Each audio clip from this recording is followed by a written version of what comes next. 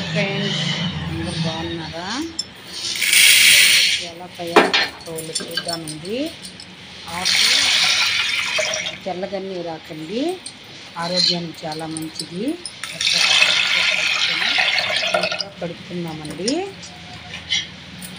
కడిగేసుకొని ఒక glass water పోసుకొని ఎర్రగడ్డ, పచ్చిమిరపకాయలు, మనం కడిగి పెట్టుకున్నాం కదండి, టమోటాలు, చింతపండు కాస్త చూడండి. అది తెల్లగా ఆరోగ్యానికి చాలా మంచిది.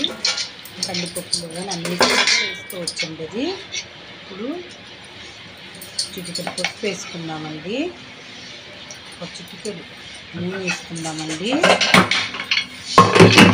వేసుకొని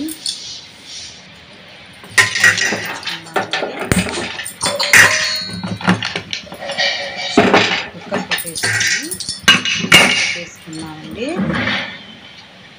ఒక 5 నిమిషాల పాటు కూడా ఒక గ్లాస్ పెట్టుకొని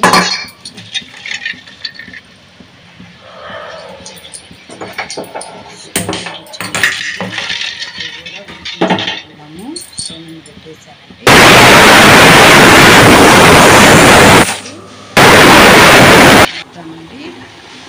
ఇడ్లు కూడా ఉడికిపోయాయండి. స్టవ్ కట్టేసుకున్నాము.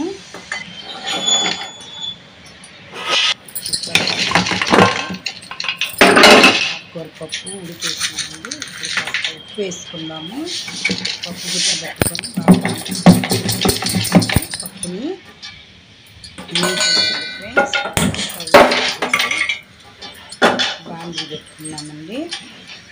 బాండీలు కొంచెం వేడయ్యాక ఆయిల్ కొంచెం వేసుకున్నామండి.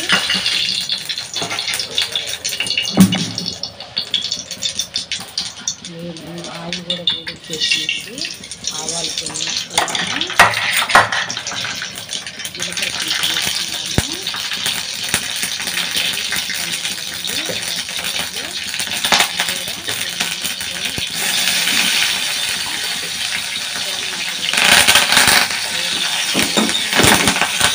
కొంచెం కలిపెట్టుకున్నామండి. నాకు కూడా వేసుకున్నామండి.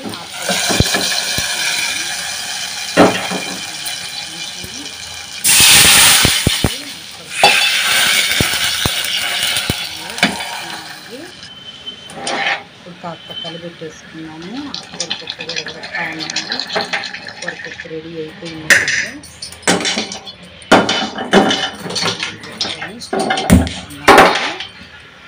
బాండీ కొంచెం వేడయ్యాక ఒకరు ఆయిల్ వేసుకున్నాము. ఇందాక ఉన్నాం కదండి ఎగ్గు, ఆవాలు వేసుకొని కొంచెం జీలకర్ర వేసుకున్నామండి.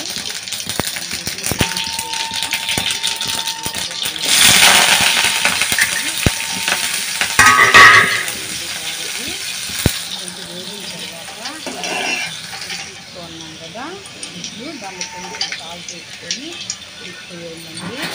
ఇప్పుడు గుడ్డని కొంచెం చాటుతో కాపించుకున్నాము.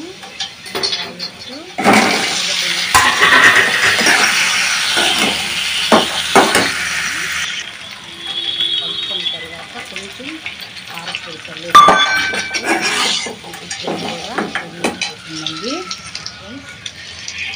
కొంచెం కొత్తిమీర, కరివేపాకు కూడా దాంట్లో వేసుకున్నామండి.